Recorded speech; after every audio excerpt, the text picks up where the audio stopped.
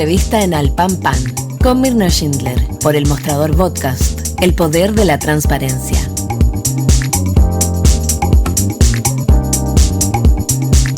Con Copeuchi Inversiones alcancé la meta del pie para mi departamento. Y no soy experta en inversiones. Te presentamos Nuevo Copeuchi Inversiones, un sitio 100% digital para ayudarte a cumplir tus metas. Invierte en Copeuchi Inversiones desde 1,500 pesos, con bajos costos de administración que se acomodan a tu bolsillo. Es 100% digital, fácil de usar, te acompaña y tienes el completo control de tus fondos. Copeuchi.cl, el sitio donde todos pueden invertir. Infórmese de las características esenciales de la inversión en fondos, las que se encuentran contenidas en sus respectivos reglamentos internos. La rentabilidad o ganancia obtenida en el pasado por los fondos no garantiza que ellas se repitan en el futuro. Los valores de las cuotas de los fondos son variables. Matricúlate para estudiar un posgrado en la Universidad Central.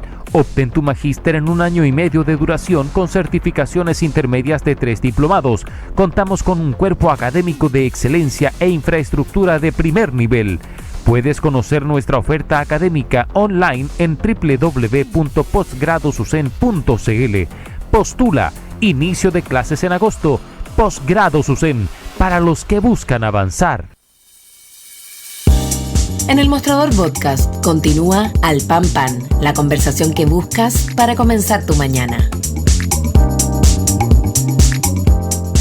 Bien, queremos entrar en un tema que genera mucha conmoción en la ciudadanía. El delito de las encerronas, que ha ido adquiriendo características muchísimo más violentas y que han tenido como desenlace solo en este mes 2 personas asesinadas, una joven de 21 años en Conchalí y hace solo algunos días un hombre de 54 años, esto en la Costanera Norte, en la intersección con la Ruta 5. ¿Qué está pasando? Hay un escalamiento de la violencia que se explicaría, como dicen algunos expertos, porque detrás está el crimen organizado. Paso a presentar entonces a nuestra siguiente entrevistada. Ella es experta en seguridad pública del Centro de Estudios para la Acción y Prevención en Seguridad Pública y Crimen Organizado, CESCRO, de la Universidad San Sebastián y ex jefa de estudios del Ministerio del Interior, Pia Green. Pia, muchísimas gracias por estar con nosotros esta mañana. Hola Mirna, muchas gracias a ustedes por invitarnos. Ya, pues Pia, partamos entonces, porque mira, estos dos hechos han sido realmente terribles, genera mucha conmoción por razones evidentes y me gustaría tu diagnóstico. ¿Qué es lo que está pasando? Mira Mirna, yo creo que esto está de acuerdo con la realidad que estamos viviendo hoy día en el país en general. Nosotros, de pasar de ser un país reconocidamente de delitos contra la propiedad, en América Latina, con una brutal cantidad de delitos contra la propiedad, pasamos a ser un país que tenemos delitos violentos. Y estos delitos violentos que han ido en aumento en los últimos años, comparando previo a pandemia, porque pandemia es un tiempo que no hay que considerar, estamos dándonos cuenta que no solamente están creciendo en violencia, sino también en complejidad y con ciertas características específicas que nosotros podemos asociarlo a la presencia de crimen organizado. Frente a la pregunta, ¿tenemos crimen organizado hoy en Chile? Sí, tenemos crimen organizado en Chile. No es como sí es para alarmarse, pero todavía hay soluciones, ciertamente. Pero este delito específico, el que tú me preguntas si puede estar asociado a crimen organizado, ciertamente puede estar asociado a crimen organizado y hay algunas indicaciones que podrían decirlo. Ahora, yo creo que tenemos que mirar un poco para atrás también. Si tú recuerdas, en septiembre del 2022 hubo 3 homicidios en encerronas también, portonazos. Y fue cuando el gobierno, el ministro Monsalve, sacaron la política nacional contra el crimen organizado. Entonces, claro, todos los delitos están escalando en violencia y este delito también, como todos, pero esto se viene dando ya hace un tiempo, no es totalmente nuevo. Entonces, eso no le quita la importancia, pero tenemos que considerar que esto es una cosa que ya está pasando en nuestro país y que tenemos que darle la prioridad que corresponde. Pia, cuando nosotros hablamos de crimen organizado y que el crimen organizado podría estar detrás de estas nuevas encerronas o de estas encerronas de un plazo, hablemoslo así, del último año, ¿qué hablamos cuando hablamos de crimen organizado? Bueno, el crimen organizado, más que la definición, son las características con las que uno dice, bueno, aquí podemos estar en presencia de crimen organizado. Por ejemplo, nosotros en general los homicidios antes, hace varios años atrás, el 90% de los homicidios tenían un imputado conocido. La persona, el marido, el tipo que peleó contigo, el que te debía algo, alguna cosa. Entonces, los homicidios con un imputado desconocido generalmente tienen buen resultado y se llega a una condena. Hoy día, más del 40% no tienen imputado conocido. Entonces, eso te indica, y porque sabemos también, que tenemos sicariato. O sea, que tú contratas a alguien para que mate a otra persona. ¿Ya? Esto también tiene que ver con que hay mucho más de estos delitos que están en la vía pública. Entonces, antes pasaban, no sé, dentro de las casas, en un barrio específico, cerca de los lugares donde estaban esta gente conocida. Hoy día esto pasa aleatoriamente en distintos lugares de la vía pública. Y la tercera característica también, que pueden haber otras, es que hay mucho más uso de armas de fuego. Antes eran con arma blanca, cortopunzantes, más directos. Hoy día son como al pasar, por decirlo así. Pasa una persona en un auto, puede disparar y hay menor riesgo de esto. ¿Ya? Esto lo que hace es que muchos de estos homicidios no los estemos resolviendo. Entonces puede haber mucha más gente que antes era condenada por este tipo de delitos que hoy día no está siendo condenada. A esto se le agrega también que hay mucha más cantidad de drogas, perdóname que te interrumpí, hay mucha mayor cantidad de drogas y drogas sintéticas dando vueltas en las calles. Entonces, todo esto, el narcotráfico es el principal negocio del crimen organizado en Chile y en el mundo, que ha ido evolucionando hacia otros negocios en Chile también, pero que haya mayor cantidad de droga y sobre todo drogas sintéticas, también te indica que estamos en presencia de una industria que actúan como empresa, que están con oportunidades, que están cometiendo delitos violentos, que esto está aumentando y que estamos en presencia de ello. Ya, pero cuando vemos lo que pasó, por ejemplo, las características de este hecho tan terrible, ¿no? De este hombre de 54 años que va en su vehículo, su esposa va en el vehículo de adelante y ocurre esta encerrona a la esposa intenta seguir avanzando con su vehículo, termina este hombre, ¿no es cierto?, acribillado y finalmente, fíjate, los delincuentes logran que interceptar un tercer vehículo y finalmente cometer el delito. Entonces, es como una escalada tan violenta que uno entiende que el único propósito ahí era cumplir el objetivo, no importaba cómo. Esa forma, esa manera, ¿es la que estaría imperando hoy día, Pía? Sí, y puede ser que a veces que no, pero en general sí. Y esto tiene varias cosas. Lo primero es que tiene que ver con el consumo de drogas también. El consumo de drogas sintéticas, una de las cosas que hace es inhibir los riesgos. Antes, por ejemplo, como para hacerlo súper fácil, uno decía, bueno, voy en mi auto, que es un auto normal, que no es de los autos de lujo, así que no me va a pasar nada porque solamente quieren autos de alta gama. O además voy con mis niñas chicas y claro, una cosa es robar un auto, otra es robarlo con violencia, otra cosa es secuestro, ¿ya? Y entonces no me va a pasar nada. Y uno estaba un poco más tranquilo por eso. Hoy día van con violencia, no les importa que hayan niños en el auto, actúan con armas de fuego y toda esa escalada también tiene que ver con que estas nuevas drogas sintéticas tienen una cierta inhibición al riesgo a las personas, a los cabros más jóvenes que consumen esta droga y no tienen problemas. Ahora, lo otro que tú me preguntas es respecto al crimen organizado y esto tiene también algo que viene desde la pandemia, creo yo. Es un análisis que se hace. ¿Por qué? Y también lo vemos en la subida de los primas de la seguro. ¿Por qué se están robando tantos autos? Ahí se creó un crimen organizado súper potente. No sé si te acuerdas, Mirna, que se acabaron los autos. No es que se hayan acabado, pero dado la pandemia, nosotros, el mundo paró. Paró el Estado, paró la sociedad, pararon los colegios, paramos todo y paró la industria de autos, obviamente, porque no podían exportar, importar partes. Entonces todo se hizo muy caro y era muy difícil conseguir un auto. Tú querías un auto nuevo, tenías que esperar 6 meses para que llegara el auto nuevo. Se te echaba a perder el auto, tú lo chocabas y el seguro te hacía esperar 1 año por esto. Entonces, como todas las cosas, los únicos que no pararon fueron los delincuentes. El día siguiente ya tenían todo perfectamente organizado para seguir con su negocio. Ellos crearon este negocio de crimen organizado donde tú tienes un problema, yo creo el mercado negro y yo digo, bueno, entonces tengo un auto cualquiera, necesito una parte, consíguemela.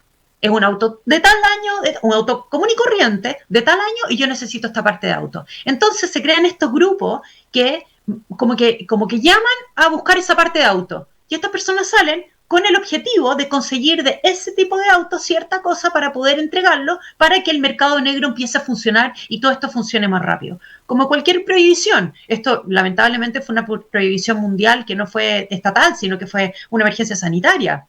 Pero esto produjo esto para que se organizaran. Entonces, como yo te decía, lo que es crimen organizado al final implica que personas se unen para cumplir un objetivo ilegal, un negocio ilícito. Y en este caso, el tema de los autos fue tan brutal para la pandemia que provocó esta organización para esto. Entonces, hoy día estamos todos expuestos a que, si bien se ha retomado el negocio de los autos y está un poquitito más avanzando, todavía existe este mercado negro que es muy lucrativo y que requiere de conseguir el objetivo. Por lo tanto, sí, yo creo que tiene que ver con lo que tú me preguntas. Ya, entonces vamos ahora a lo que está pasando, porque el escenario predilecto parece ser, ¿no es cierto?, las autopistas, que uno dice, pero ¿cómo en una autopista tú vas a detener un auto, ¿no?, con la velocidad con que van los vehículos, pero se produce, y precisamente son las autopistas el escenario de mayor vulnerabilidad. ¿Qué se puede hacer con eso y por qué? ¿Y por qué está pasando con las autopistas específicamente? Las autopistas lo que tienen lamentablemente, y claro, es parte del desarrollo de los países, es que avanza, la salida es muy fácil. Entonces, ciertamente se van a concentrar los puntos rojos, los puntos calientes, como se llaman, se van a concentrar donde tú tengas mejores salidas. Un delincuente no va a entrar a hacer un robo con violencia dentro de un lugar cerrado, porque la salida es muy difícil. Entonces, van a estos lugares, como las autopistas, donde en 5 minutos ya están en el otro lado del país, a través de la norte-sur, por ejemplo. Entonces, por eso son los lugares privilegiados. Ahora, las autopistas tienen ciertas características que podrían ayudar a que estos delitos pudieran prevenirse o al menos perseguirse de mejor manera. Y yo creo que esos recursos no se están usando adecuadamente. ¿Y cuál creo yo? Aquí, sin echar ninguna culpa, yo creo que es una falta de coordinación entre el público-privado, en control, prevención, persecución, un montón de actores de que no estamos coordinados ni estamos entregando la información suficiente, y esto en todas las áreas del crimen, pero estamos hablando esto específicamente. Entonces, ¿qué es lo que pasa? Un auto, de principio, si un auto pasa por un portal, inmediatamente salta una alerta en alguna parte, porque cobran, entonces salta una alerta. Entonces, si así a mí me roban un auto, y yo inmediatamente pudiera avisar cuál fue el auto, a la autopista ya le está saltando por dónde está pasando. Por lo tanto, debiera haber una conexión donde te pudiera alertar de dónde ese auto va pasando. ¿Ya? Eso hoy día no está. ¿Ya? O sea, por lo menos nos entrega esa información. Luego, ¿qué pasa si es que se pasó después? Bueno, tú tienes que llamar a la autopista, pedirle la información y generalmente te la pueden entregar, pero si es que te la entrega la fiscalía. Entonces, y la fiscalía sabemos que se demora un tiempo. Si tú les pides las cámaras a la autopista, me puede entregar las cámaras para yo poder hacer un análisis al respecto. Yo como, no sé, municipio, como centro de estudios, por ejemplo, eso ya es más complicado, pero como municipio, por ejemplo, a mí me tocó estar en un municipio, y tú decís, ¿esto? No, porque no se puede, porque el MOP es el dueño de esto y el MOP dice que no. Entonces, el MOP dice, pero es que lo que pasa es que hay que pedirlas porque es una regulación legal. Entonces, todo se va como uniendo para que tú digas, bueno, ¿cómo yo hago para que esto empiece a saltar y la información no esté, porque existe la información, pero no estamos juntándola para poder hacer algo al respecto? Yo creo que falta de parte de la autopista una disposición mayor a ayudar. Creo que sí han ayudado en algunas cosas y creo que sí están dispuestos a sentarse en la mesa, pero creo que hay que dar un paso más allá. Creo que el gobierno, como el Ministerio del Interior, el Ministerio de Obras Públicas, tienen que también estar adecuados. Las bombas de benzina también tienen un montón que decir en estos temas, porque pasan por ahí, porque entran a las bombas de benzina muchas veces, tienen lugares donde se espera, hay puntos donde uno va sabiendo este tipo de cosas, y si es que esta información no se entrega, no se comparte adecuadamente, nosotros no vamos a poder parar esto. Hay gente que dice como cosas más extremas, como por ejemplo, si ocurre un delito, cerremos la salida. Claro, pero no podemos llegar a eso, porque si tú cerráis la salida, pasa que hay gente que pasa antes o después y no puede salir, y después se puede armar una cosa terrible, un accidente. Absolutamente. O algo. Ya, pero entonces tú dices que, para cerrar el punto de la autopista, las autopistas tienen sí una posibilidad de poder generar mayores condiciones de seguridad. Sí, condiciones de seguridad, no sé si las condiciones de seguridad, porque a mí me parece que la autopista, o sea, en materia de riesgo automotrices, están bien. Lo que pasa es que pueden aportar para que quienes están a cargo de la seguridad, porque acá tenemos que entender que quien está a cargo de la seguridad por la Constitución es el gobierno central. Todos podemos colaborar y todos podemos ser corresponsables de una manera. Entonces, ciertamente tienen que colaborar, pero quien le corresponde hacer esto y llamar a que hagamos como un acuerdo público-privado es al gobierno, es al Ministerio del Interior, es a las policías a participar. Y tenemos que darle un rol a los municipios, Mirna, eso es esencial, no estamos haciendo eso. Los municipios saben perfectamente y muy bien dónde están cada una de las situaciones más graves en su municipio, y hoy día el municipio tiene poco y nada que hacer. O sea, tienen que tener mucho entusiasmo para poder hacer cosas. El otro día leí el Vitacura, que había tenido 52% menos de encerrona con un plan que estaban haciendo, y bueno, y uno dice, claro, porque la alcaldesa tiene muchas salidas de autopista y tiene muchos puntos calientes. Entonces, claro, se juntaron con Las Condes, con Loanechea, hicieron algunas cosas. Son municipios con mayores recursos, ciertamente, y eso hay que entenderlo. Pero han hecho ciertas cosas y han podido avanzar en ese tema. Entonces, si nosotros avanzamos en darle un rol mayor a los municipios, en pedirle a los privados que se sumen a esto, hablar con el MOP, el Ministerio del Interior, las policías, la información de la autopista, yo creo que sí se puede hacer más respecto a este tema.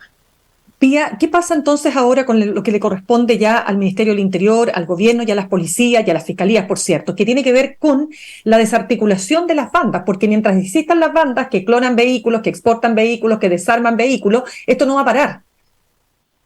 Totalmente. Yo creo, miren, lo primero que yo creo es que esto no quiero hacerlo como una crítica, pero yo creo que necesitamos una reforma a las policías, una reforma al Ministerio Público. O sea, las policías hoy día están investigando delitos de los años 80 y los 90. O sea, para eso están preparadas, ¿ya? No quiero ser crítica, o sea, le tengo un gran respeto a ambas policías y creo que hacen muy bien trabajo en algunas áreas, pero nosotros, como yo te comentaba al principio, éramos un país que teníamos delitos contra la propiedad.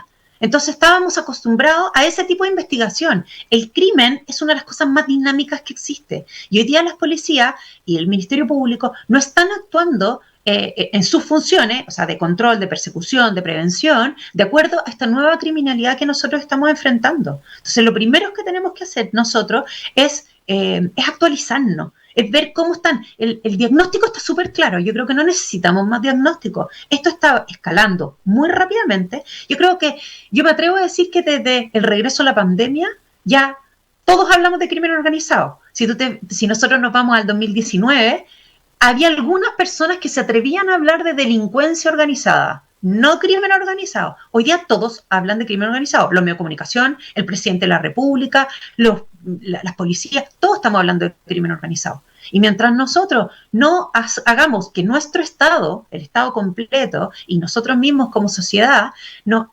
avancemos y innovemos cómo ha ido evolucionando este crimen organizado, nosotros no vamos a poder enfrentarlo. Eso es la primera cosa que yo creo.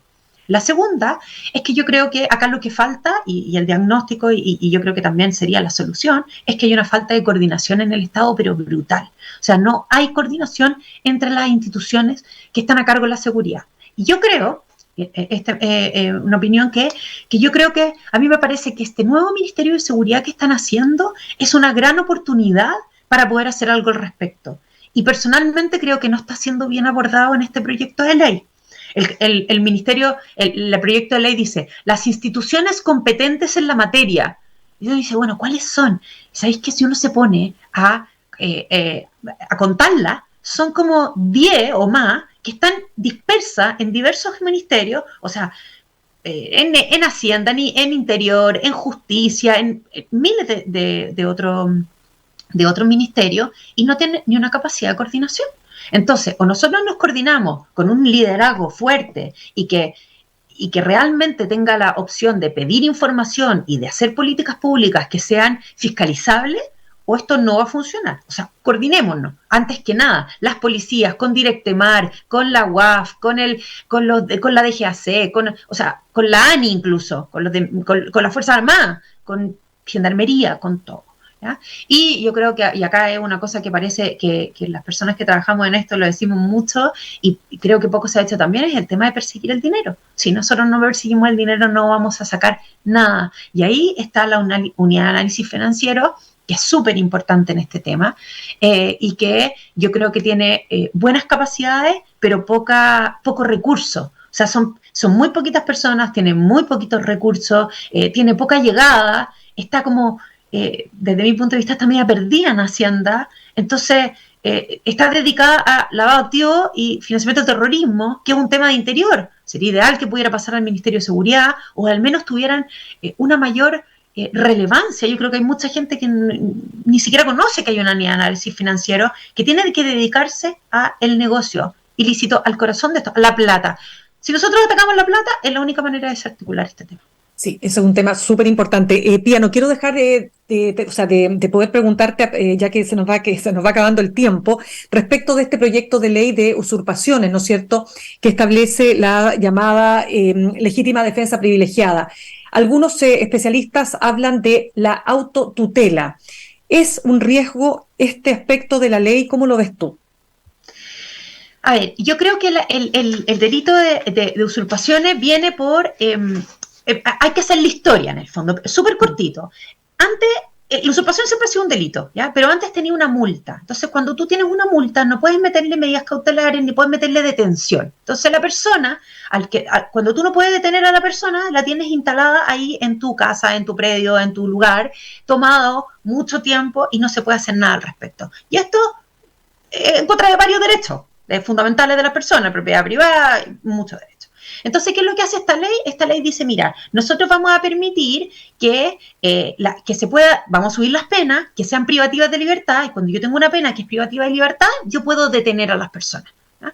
Perfecto. Entonces, yo puedo detener a las personas mientras el delito se está cometiendo. Y antes, el delito, la flagrancia, eran 12 horas. Entonces, si la persona me toma en mi predio, mi casa o lo que sea, yo en 12 horas puedo actuar en flagrancia. Y ahí actúa la policía. Después tiene que actuar la policía con el Ministerio Público, con el juez, con lo que sea. ¿Ya? ¿Qué es lo que hizo además de subir las penas? Es que aumentó la flagrancia en permanente. ¿Ya? Entonces ahora es permanente. Mientras esté ocupado, el delito sigue ocurriendo. ¿Ya? Ahora, tenemos que saber que la flagrancia permiten dos cosas. Uno, que la policía actúe sin orden del fiscal. O sea, yo soy una policía y veo un delito en flagrancia y yo puedo actuar sin que el fiscal me lo ordene inmediatamente. Pero también permite que las personas actúen como una detención ciudadana. También eso siempre se ha permitido en flagrancia. Y esto, al ampliar la flagrancia, permite que tú como civil actúes porque se sigue ocurriendo el delito. ¿Ya? Entonces no es algo nuevo que uno diga, bueno, yo puedo seguir actuando, o sea, puedo actuar como civil en flagrancia, como en una detención ciudadana y poner a disposición de las autoridades, obviamente, claro. Si esto no implica actuar mal, qué sé yo. Y por otra parte, hay que decir que, obviamente, que los grupos armados, o sea, cuando dicen esto puede producir que uno llegue con un arma a sacar a la gente, eso está penado en otra ley, la ley de armas, así que eso no puede pasar. Ahora, ¿esto podría producir enfrentamientos y cosas así? Bueno, podría producir eventualmente alguna cosa, tendríamos que ver cómo se va a aplicar la ley. ¿Ya? Esto lo que hace es avanzar para que las personas puedan actuar cuando se está usurpando una cosa privada y que puedan poner a disposición de las autoridades a estas personas que están incumpliendo. Esto, obviamente que el espíritu de la ley no es que ocurran estas cosas. Puede pasar, bueno, tendremos que ver cómo se va a poner la ley.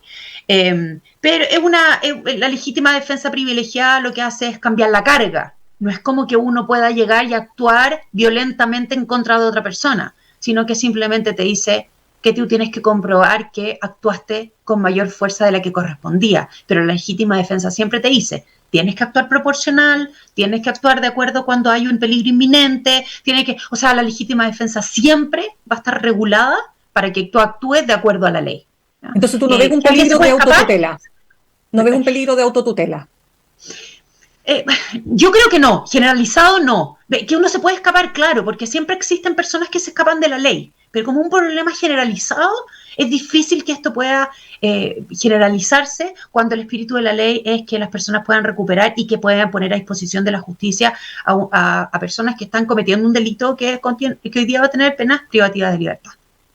Ya, pues Pia Green, te quiero dar las gracias. Súper interesante todo este panorama terrible, pero ojalá con alguna esperanza, ¿no es cierto?, de que se pueda, partiendo sobre todo por el tema de las encerronas, que, insisto, es uno de los delitos que más conmoción genera, porque además es muy violento, porque es muy inesperado y porque es muy difícil de abordar, como dices tú, porque muchas veces estos imputados son desconocidos y no se logran desarticular las bandas. Gracias, Pia, entonces estaremos en contacto en otra oportunidad. Mirna, muchas gracias a ti por invitarme, que estés muy bien. Súper interesante, gracias, que estés muy bien también. Muy buen día. Vamos a saludar a nuestros auspiciadores. Copeuch Inversiones te ayuda a cumplir tus metas desde 1.500 pesos y con una comisión que se acomoda a tu bolsillo. 100% digital, fácil de usar, te acompaña y con el completo control de tus fondos. Copeuch.cl, el sitio donde todos pueden invertir. Y Universidad Central, 40 años formando personas. Ven a vivir la experiencia USEN para los que buscan avanzar. Posgrados USEN, acreditada y adscrita a gratuidad. Conoce más en posgradosusen.cl. Nos vamos, comienza el programa de Fran Castillo, Juntos y Revueltos, y nos reencontramos mañana a las 8 en punto, aquí en Alpampan, en el mostrador.cl. Que tengan un muy buen día. Copeuch Inversiones, el sitio donde todos pueden invertir, y Universidad Central.